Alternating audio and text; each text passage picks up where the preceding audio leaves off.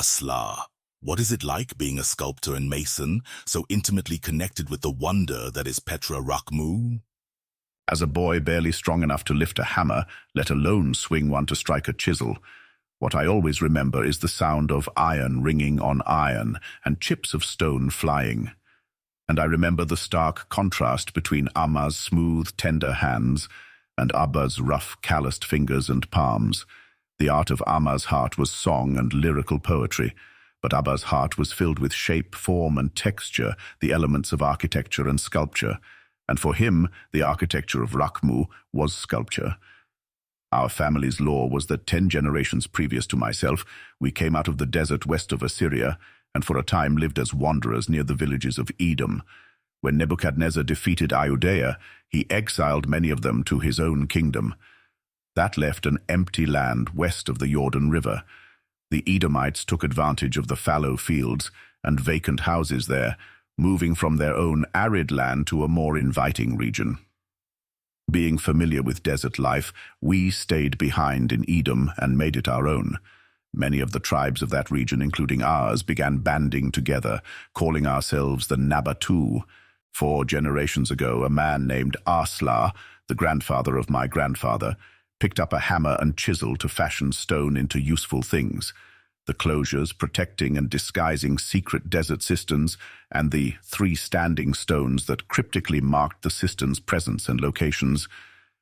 He also cut stone to form the walls of hidden desert sheepfolds. His son, whom he named after himself, took up the hammer as well, but he advanced the skill, learning the written language so he could inscribe various altars and burial places with the names of those commissioning them. My grandfather and father, both named Aslah, were some of the first Nabatu to attempt carving entire tombs from solid rock from the top down. I carry on their traditions, but have mostly supervised the design, detailed plans, and crews of skilled stone carvers executing the work. And when I personally ring hammer on chisel, it is for the purpose of figural sculpture. My greatest accomplishment is probably the elephant-headed capitals of the great hall's colonnades. Of course, I didn't carve every last one of them. I think I fashioned about 180 of the elephants. Much of my work there, besides actual sculpting, was to identify men with natural talent and then instruct these apprentices in the finer points of figural carving. Before beginning the work, I traveled with 4 other sculptors and artists to both Syria and Persia to see the live beasts with our own eyes. We watched them in their daily activities, attempting to fix in our memories their various moods and personalities. One of our men was proficient with sketches, so he recorded for us numerous drawings of the animals from diverse perspectives.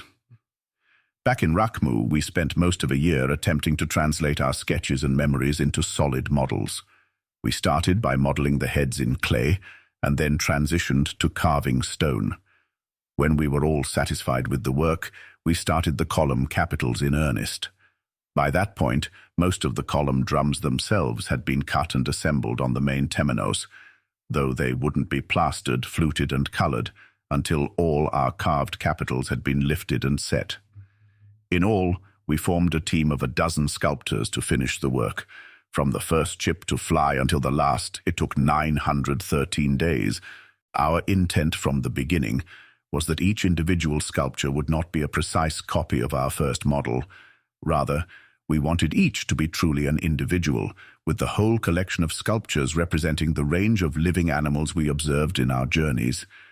As you walk through both triple colonnades of the Great Hall, examining the elephant heads, you will see just that, a whole range of moods, temperaments, and personalities. While this one looks very wise, that one appears belligerent, another seems tranquil, and that next to it, jolly. These sculptures, as remarkable as they are, form only a small portion of the wonder overall that is Rakhmu. Haretat, king of the Nabatu, the king who loves his people, was the main force behind the making of what we now think of as Rakhmu. His love for the Nabatu is probably what propelled his vision for the city. The kings before him laid the groundwork, but he took it to the sky.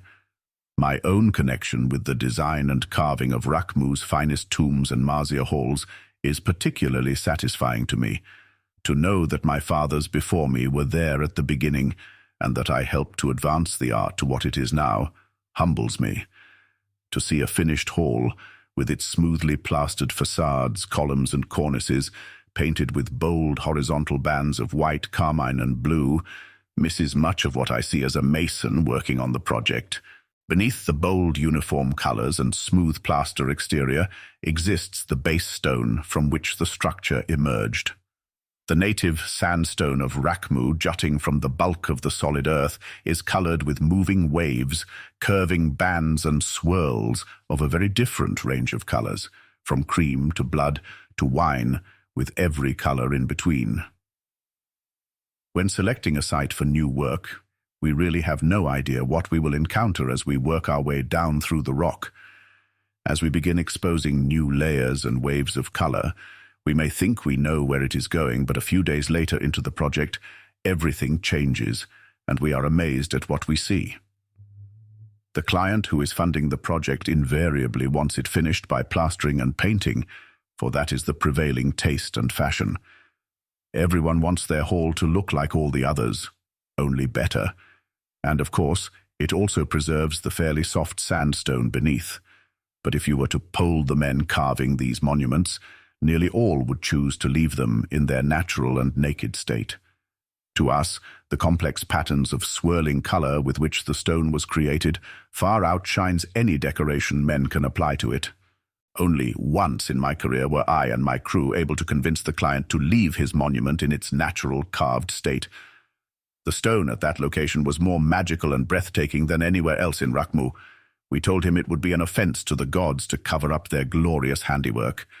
As far as I know, that has remained a unique monument among the many hundreds in the city. Working with stone, making the mass of the earth itself as the foundation of one's art, is like no other. First, there is the permanence. While song can be a miraculous expression of art, it is a rarefied art, like a vapor. As soon as it is heard, it evaporates into the thin air. But the monuments we shape from a mountain's cliff have an inert solidity to them. They will certainly outlive me and the generations after me. They will most likely last many hundreds of years, perhaps thousands. To realize this imparts a certain solemnity, a gravity, to our work. When the day's work is complete, after putting down our hammers and sharpening our chisels, we may joke and laugh. But before that, we feel the serious weight of what we are doing. Sometimes we feel as if Dushara himself or Al-Utsa are looking over our shoulders, examining our work. That compels us to give our finest efforts. You are Aslah, son of Aslah, to the 5th generation. It must have been a dreadful blow to lose your only son, Aslah.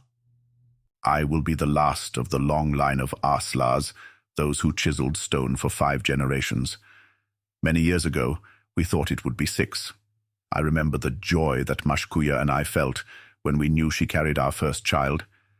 It had been 3 long years since our wedding night, and we wondered if a child would ever come. Of course, I knew it would be a son, so he could carry the name of Aslah for the next generation, and he would ring hammer on chisel as all his fathers before him.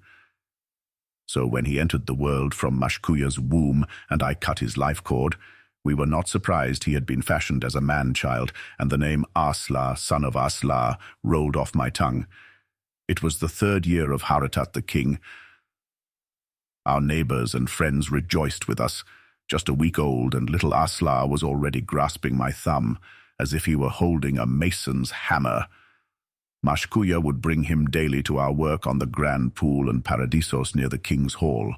My crew, the architect and the king's brother, all praised myself, my wife, and Manawat for producing such a fine child.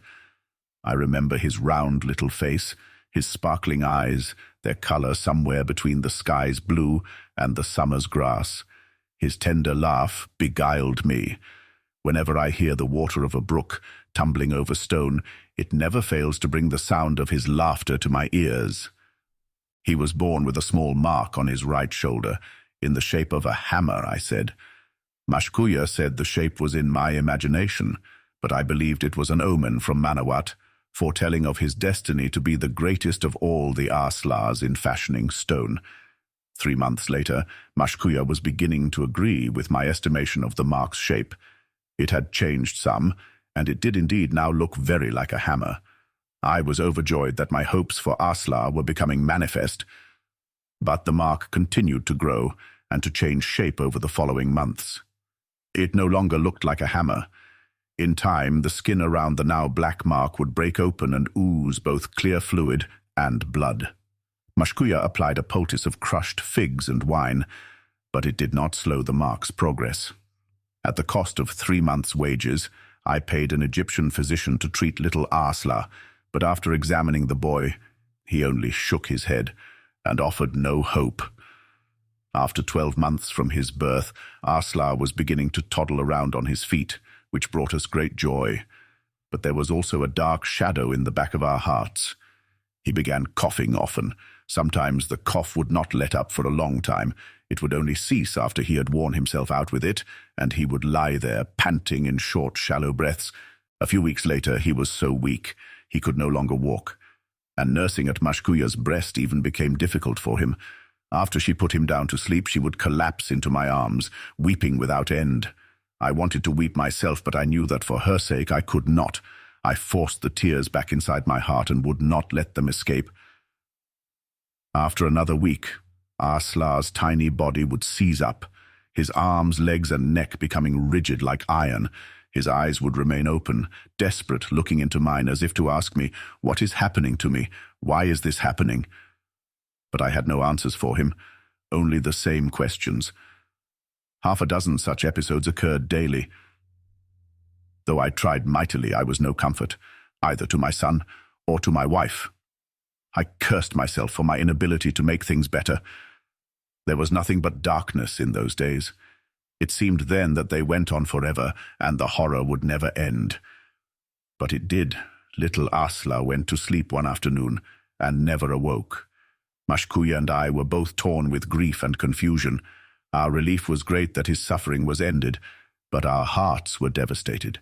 It was as if we stood on the desolate shore of some empty ocean, knowing that our only child had sailed beyond the farthest horizon, never to return. Though I still had to work, all I remember for the first year after was Mashkuya clinging to me, and I to her. Though we had always been of one heart and one mind, after our boy's death, we were more so. Though we tried mightily, and often to conceive another child, Mashkuya's womb would never again be opened.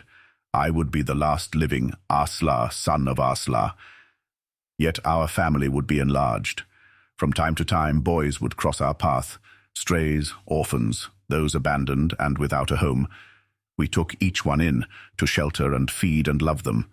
I trained each in the art of fashioning stone. With varying degrees of success, they all progressed, finding their own paths in life, producing their own families. They were not of our blood, but were certainly of our hearts. One day they will lay my bones in the tomb of all the Aslahs, and next to the bones of my son. Perhaps I will meet him again in that unknown land to which he sailed, beyond the sea's farthest horizon.